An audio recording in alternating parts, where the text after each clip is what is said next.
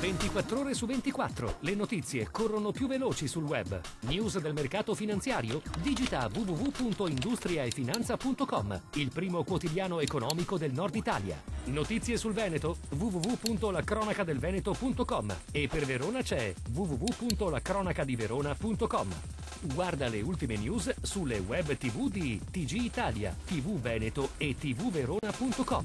Collegati con il mondo. Connettiti con Industria e Finanza, la cronaca del Veneto e la cronacadiverona.com. Sul web l'informazione è in tempo reale.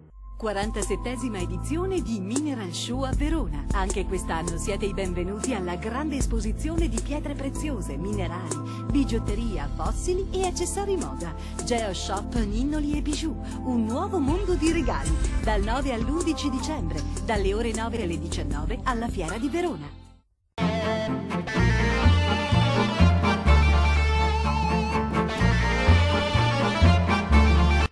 Le linee guida di quella che sarà la nuova legge in materia di commercio sono state presentate questo pomeriggio a Verona nella sede della provincia a Palazzo Scaligero nel corso di un incontro pubblico che aveva come titolo Dialoghi in Veneto e commercio nelle città, un modello innovativo di sviluppo sostenibile.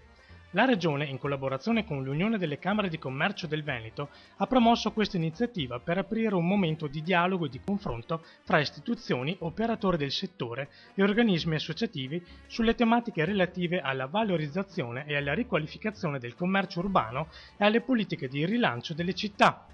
Abbiamo visto che vi è stato di fatto una gran corsa fuori dai centri storici nei passati decenni. Oggi come oggi si cerca di rientrare, di ritornare nei centri storici, di valorizzare magari anche vecchi manufatti anche di archeologia industriale o comunque palazzi che magari non sono più sedi autorevoli, magari di istituzioni, e che sono nei centri storici, che potrebbero essere sicuramente un centro da rivitalizzare, da rendere pulsante, e in questo modo appunto per rivitalizzare quello che io credo sia assolutamente nella natura della nostra regione e direi del nostro paese, cioè il centro storico.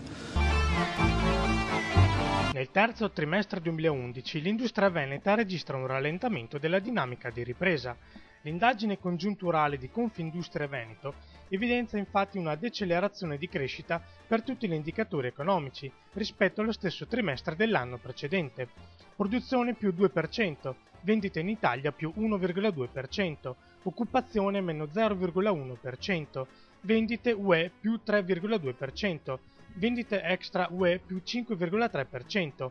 La dinamica decelerata di ripresa si conferma anche sul fronte occupazionale e si assesta con un valore intorno a 0,1%. Quadro che emerge dall'indagine riflette il clima di preoccupazione in cui stanno operando le imprese venete nel mezzo di una crisi finanziaria senza precedenti, soprattutto per l'area euro, ha commentato il presidente di Confindustria Veneto Andrea Tomat. Nella giornata di sabato una vera e propria marea gialla, simbolo però di abnegazione, coraggio e generosità, ha invaso e attraversato Treviso. Erano gli uomini e le donne della Protezione Civile del Veneto che hanno dato vita al 12° meeting della Protezione Civile regionale, approdato nel capoluogo della Marca per iniziare un percorso itinerante che lo porterà di anno in anno in tutte le province del Veneto. Ad onorare il meeting è arrivato anche il capo della Protezione Civile Nazionale Franco Gabrielli, accompagnato dall'assessore regionale Daniele Stival, dal sindaco Giampaolo Gobbo, dal presidente della provincia Leonardo Muraro. Direi che la protezione civile c'è a livello nazionale, c'è in Veneto. Oggi in questo 12° meeting abbiamo visto sfilare per le città di Treviso centinaia di volontari della protezione civile di questa regione, una regione che negli anni e nelle disgrazie, nelle calamità sia all'interno della regione che al di fuori della regione si è contraddistinta per generosità e per capacità. Negli ultimi 15 anni non è mai stato così caldo sulle Dolomiti venete, lo ha affermato l'ARPAV analizzando le temperature del mese scorso con la neve caduta solo sopra i 2500 metri di quota. Lo conferma il paesaggio montano, ben lontano dall'apparire imbiancato a parte qualche occasionale nevicata. A farne le spese saranno gli sciatori, visto che neppure nei prossimi giorni sono previste nevicate. Il ponte dell'Immacolata rischia quindi di rivelarsi un flop, visto che le temperature sopra la media stagionale con lo zero termico ai 2500 metri rendono difficile anche garantire la neve artificiale. I carabinieri della Compagnia di Verona hanno individuato due giovani di 19 e 18 anni che, dopo aver rubato oggetti a minori, hanno chiesto soldi per restituire quanto asportato poco prima. In particolare, due marocchini sono stati arrestati dopo aver rubato con destrezza un cellulare ad un quindicenne e aver restituito il telefono previa riscossione di una somma di denaro.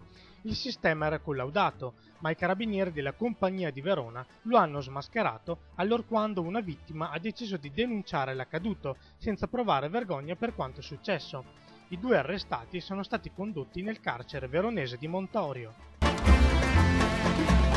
La crisi diventa un gioco. La BCE presenta un videogame che permette di prendere da soli decisioni economiche e finanziarie per difendere l'euro. Tutti i particolari su Industria e Finanza.